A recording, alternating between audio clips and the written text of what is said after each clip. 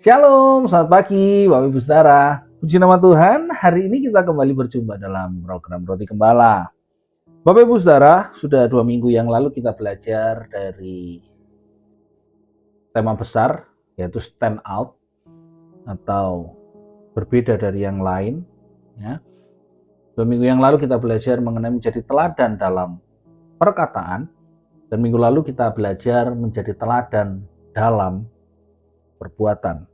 Nah, sebelum kita mulai yang ketiga, kita baca dulu ayat masnya kita di 1 Timotius 4 ayat 12. Di situ dikatakan demikian, jangan seorang pun menganggap engkau rendah karena engkau muda. Jadilah teladan bagi orang-orang percaya dalam perkataanmu, dalam tingkah lakumu, dalam kasihmu, dan dalam kesetiaanmu, dan dalam kesucianmu. Dan hari ini yang ketiga, kita akan berbicara menjadi teladan di dalam kasih.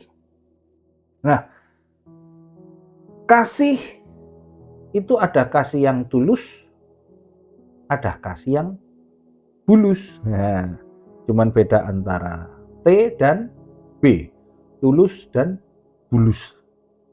Ya, atau kasih yang fulus. Nah, jadi Tuhan itu kepingin kita itu menjadi teladan dalam kasih yang tulus. Kalau kasih yang fulus itu kasih yang punya embel-embel, nanti supaya aku dapat fulus, dapat duit. Gitu.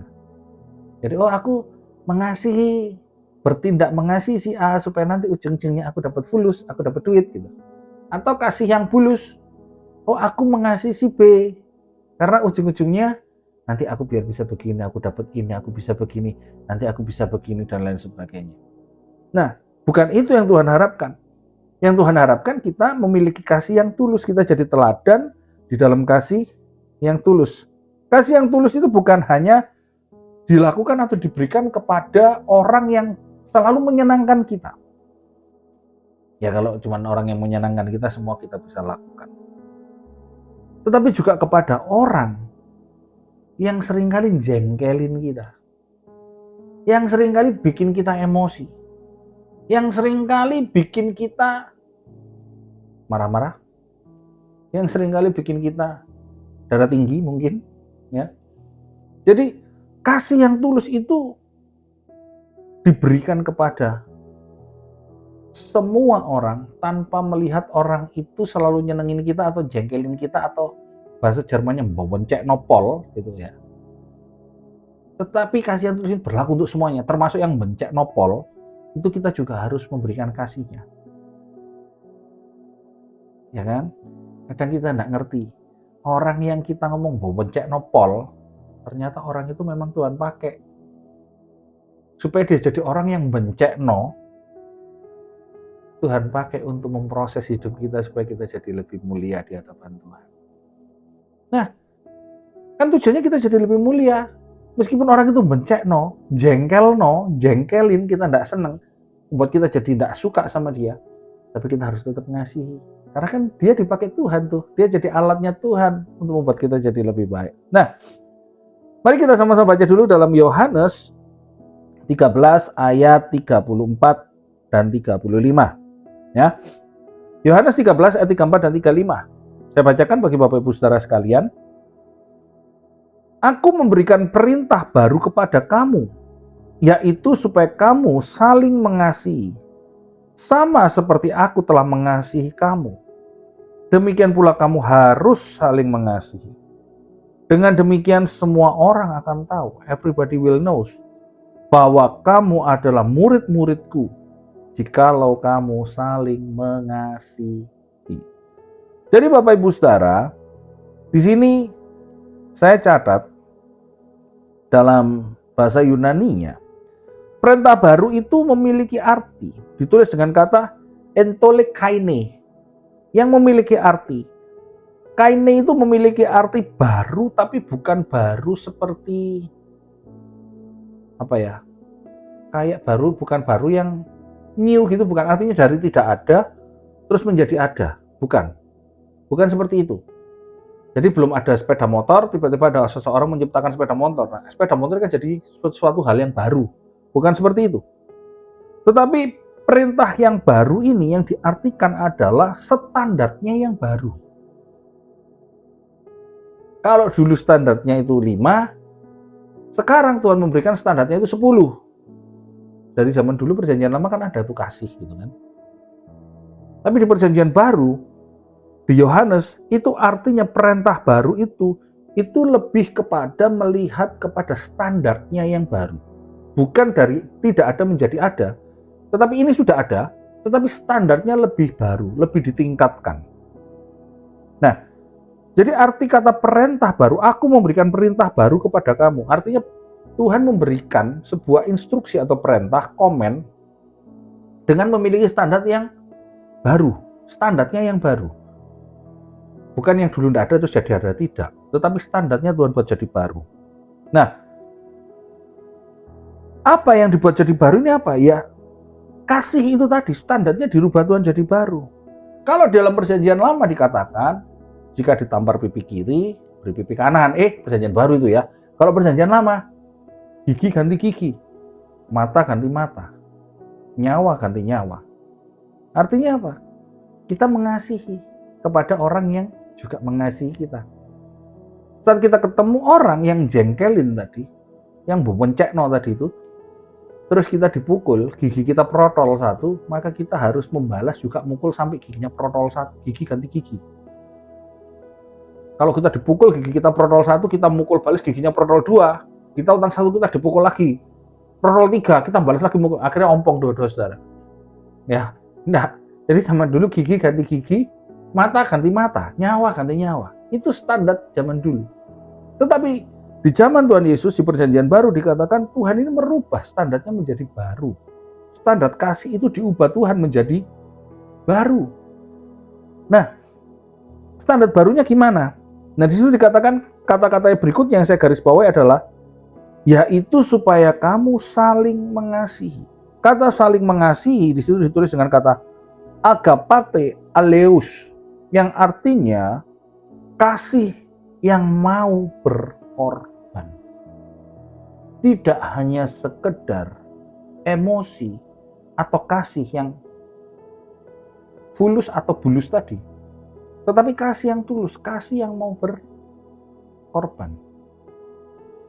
Itu yang Tuhan maukan. Itu yang Tuhan minta, kita menjadi teladan di dalam kasih. Bukan hal kita mau mengasihi orang yang bisa mengasihi kita, atau kita mengasihi orang yang menyenangkan kita. Kalau itu mah gampang, semua orang bisa gitu. Tapi ini Tuhan memberikan standar yang baru, yaitu kita harus bisa menjadi teladan di dalam kasih yang mau berkorban.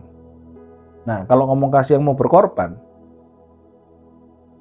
Bapak Ibu Saudara yang sudah berkeluarga, sudah bersuami, sudah beristri. Nah, seringkali suami atau istri itu kadang tidak mau berkorban demi pasangannya. Betul apa betul? Silakan dipikir sendiri. Dulu waktu pacaran,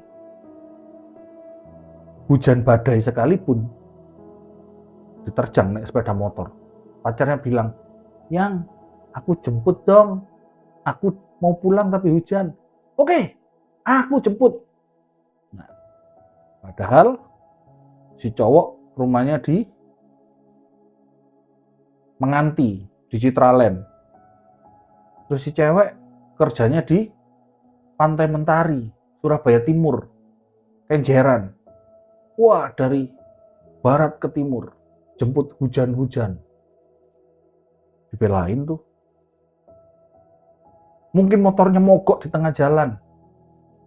Hujan-hujan dibelain.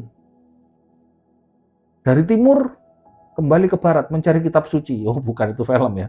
Dari timur balik lagi ke barat. Dibelain. Masih pacaran. Setelah nikah, 1 tahun masih oke, 2 tahun, udah 10 tahun, 15 tahun. "Pak, anterin dong ke depan. Mau beli sampo, samponya habis." "Alah, capek, pergi sendiri apa sih? Naik motor tuh sana sendiri." Betul gitu Bapak-bapak? Atau hanya ada yang di luar-luar sana yang begitu? Atau ibu-ibu mungkin, istri-istri. Dulu waktu masih pacaran belajar masak, wah dimasakin nih. Pacarnya dimasakin. "Aku aku mau ngapel ya besok Sabtu. Oh ya, tak masakin ya. Aku lagi belajar masak. Oh, dimasakin sampai pipinya kena tepung, kena saus, kena apa, kena kecap gitu. Tapi begitu udah nikah, sekian belas tahun, sekian puluh tahun, aku males masak, Pak. Kamu goreng telur aja sama Indomie. Kami goreng dah. Goreng-goreng dewe, makan-makan dewe gitu. Nah, padahal Tuhan ngajarin kita untuk kita bisa jadi teladan di dalam kasih. Yaitu kasih yang mau berkorban. Bapak Ibu Saudara, saya ini sekarang tambah umur, bertambah usia, saya tuh males. Kalau sudah pulang kerja, saya tuh maunya di rumah. Saya males keluar-keluar yang nggak jelas gitu. Tapi kadang istri saya tuh bilang, Pak, di rumah saya sini ada mall yang cukup besar ya, dari rumah nggak sampai 1 kilo, jadi sebenarnya cukup dekat. Pak, anterin dong ke mall. Ngapain? Aku mau beli ini gitu. Atau aku cuman lagi pengen jalan gitu. Kadang saya tuh males. Karena sudah kerja, sudah capek, kadang saya ini males. Tapi di situ saya memaksa diri saya untuk ya wis ayo tak anter. Saya mau belajar. Karena saya berpikir gini. Saya pasangan suami istri. Anak semakin besar, ada waktunya anak akan meninggalkan kita, akan ninggalin saya. Tapi pasangan kita, istri kita, suami kita, dia akan bersama kita. Sampai Tuhan datang jemput kita. Kalau itu enggak, kasih itu enggak saya bangun sedini mungkin, bisa bahaya. Makanya saya belajar untuk, ya sudah capek-capek, ya udah saya anter. Udah capek-capek nganter, sampai di mall, Pak beli ini, Pak beli ini. Sudah capek nganter, duitnya juga keluar lagi gitu kan. Nah, tapi ya sudah, belajar untuk kita memberikan kasih kita kepada pasangan kita dengan rela berkorban, bukan hanya sekedar kepada orang yang bisa nyenengin kita aja. Kalau di dalam keluarga kita tidak bisa menjadi teladan kasih yang sesuai firman Tuhan, apalagi di luar, bisa dipastikan nggak akan bisa. Kalau di dalam keluarga aja nggak bisa, di luar pasti juga nggak akan bisa. Oleh karena itu Tuhan ingin kita itu bisa menjadi teladan, memberikan kasih yang mau berkorban. Kemudian di kalimat selanjutnya itu dikatakan, sama seperti aku telah mengasihi kamu. Kata seperti aku telah mengasihi kamu, di situ ditulis dengan kata katos egapesa humas, yang artinya Tuhan itu telah menunjukkan kasihnya yang rela berkorban, melayani tanpa syarat, bahkan sampai memberikan hidupnya di kayu salib. Kasih inilah yang Tuhan ingin kita bisa menjadi teladan. Kita mau berkorban, kita mau melayani tanpa syarat, bukan yang fulus maupun bulus tadi, tapi kasih yang tulus tanpa syarat. Ini yang Tuhan inginkan kita bisa menjadi teladan di dalam kasih, yaitu kasih yang sama seperti Yesus telah tunjukkan mengasihi kita. Kemudian disitu dikatakan, demikian pula kamu harus saling mengasihi. Bapak Ibu Saudara, alangkah indahnya kalau di dalam rumah tangga, keluarga suami istri bisa saling mengasihi. Anak orang tua bisa saling mengasihi. Dalam berjemaat di gereja, jemaat satu dengan yang lain saling mengasihi. Oh, sungguh luar biasa. Nggak ada namanya perpecahan jemaat. Nggak ada jemaat gibahin temennya. Nggak ada jemaat yang ngerasani sesama jemaat yang sedang jatuh dalam dosa. Nggak ditolong, nggak didoain, malah dirasani. Nggak ada yang begitu. Kalau jemaat, kalau kita semua mau menjadi teladan di dalam kasih. Bukan sekedar kasih yang penuh dengan fulus atau bulus, tetapi kasih yang tulus. Sama seperti kasih yang Tuhan sudah berikan dalam hidup kita. Dan biarlah pagi hari ini Bapak Ibu Saudara, kita belajar bahwa Tuhan ingin kita menjadi teladan di dalam kasih. Seperti Dia sudah memberi teladan. Sebelum kita diminta menjadi teladan, Tuhan Yesus dia dulu sudah memberikan teladan dengan melayani kita manusia, dengan berkorban, bahkan sampai memberikan nyawanya di kayu salib. Itu teladan kasih yang dijadikan Tuhan standar untuk kita bisa seperti itu. Memang mungkin sulitlah kita kalau bisa sampai memberikan nyawa dan lain sebagainya, tetapi paling tidak Tuhan tahu kita mau berusaha belajar terus menjadi seseorang yang bisa memberikan teladan yang tulus, kasih yang tulus dalam kehidupan kita. Dan itu yang Rasul Paulus tulis kepada Timotius. Yang melayani, layanilah dengan kasih yang tulus. Kalau di Jakarta, di sini banyak gereja-gereja, banyak pelayan yang melayani cuma karena fulus. Karena mereka pulang pelayanan, mereka dapat fulus. Pulang pelayanan, mereka dapat duit. Jadi ada yang motivasinya melayani cuma karena duit. Banyak di sini. Tetapi kalau di gereja kita, di gereja-gereja seperti GBT gitu, pelayanannya kita terbiasa tidak ada fulus. Tetapi ada juga loh yang pelayanan karena minta dipuji. Ada loh yang pelayanan karena minta ingin dihormati. Ada loh yang pelayanan karena ingin tampil. Tapi kalau di gereja kita tidak ada, itu di gereja yang lain. Ada juga yang banyak seperti itu. Tetapi yang Tuhan inginkan adalah kita menjadi teladan dalam kasih yang tulus. Melayani, ya melayani dengan tulus. Dengan penuh kasih karena Tuhan sudah memberikan kasihnya atas hidup kita. Melayani pekerjaan Tuhan, melayani suami, melayani istri, melayani dalam rumah, dalam keluarga, dalam pekerjaan. Semua kita layani dengan kasih. Supaya apa? Seperti minggu lalu, supaya terang Bapa terpancar dalam kehidupan kita. Amin. Mari kita sama-sama tundukkan kepala dan berdoa. Bapak, kami bersyukur, terima kasih pagi hari ini kami sudah sama-sama belajar mengenai teladan di dalam kasih yang tulus. Bukan kasih yang bulus atau kasih yang fulus, tapi kami percaya Tuhan sudah memberikan standar yang baru dan Tuhan sudah memberikan teladan bagi kami, bagaimana kami harus mengasihi sesama kami. Oleh karena itu Tuhan, tetap Tuhan ajari kami untuk kami mau saling mengasihi, untuk kami saling mengampuni, karena kami tahu dalam kehidupan kami sering terjadi gesekan kami dengan yang satu dengan yang lain, sehingga itu membuat kasih kami menjadi nggak enak, menjadi hambar. Tapi biarlah kami mau belajar Tuhan. Kau lembutkan hati kami. Kami mau belajar saling mengasihi. Kami mau belajar saling mengampuni. Kami mau belajar saling menerima, supaya kami bisa memiliki kasih seperti Kristus, kasih yang mau berkorban, kasih yang mau melayani, bahkan kasih yang sampai mau menyerahkan dirinya untuk orang lain. Terima kasih Bapak, terima kasih. Hamba-Mu sudah selesai apa yang harus hamba sampaikan. Dan biarlah Roh Kudus, Kau yang menanamkan, Kau yang memeteraikan firman-Mu, dan Kau yang memimpin kehidupan kami. Terima kasih Bapak. Hamba-Mu berdoa bagi jemaat Tuhan dimanapun mereka berada, mereka yang mau sekolah, kuliah, bekerja, biarlah Tuhan menyertai mereka, Tuhan membimbing mereka, supaya sepanjang hari ini apa yang mereka kerjakan, Tuhan menyertai dan memberkati mereka. Mereka yang sakit, bilur-bilur Tuhan menyembuhkan di dalam nama Tuhan Yesus. Mereka yang perlu pertolongan Tuhan, biarlah Tuhan turut campur tangan bekerja di dalamnya. Tuhan terlibat sepenuhnya dalam kehidupan jemaat Tuhan, supaya melalui kehidupan jemaat Tuhan, mereka merasakan mujizat, mereka mengenal Tuhan lebih lagi, dan melalui hidup mereka, nama Tuhan dipermuliakan. Terima kasih Bapak, terima kasih.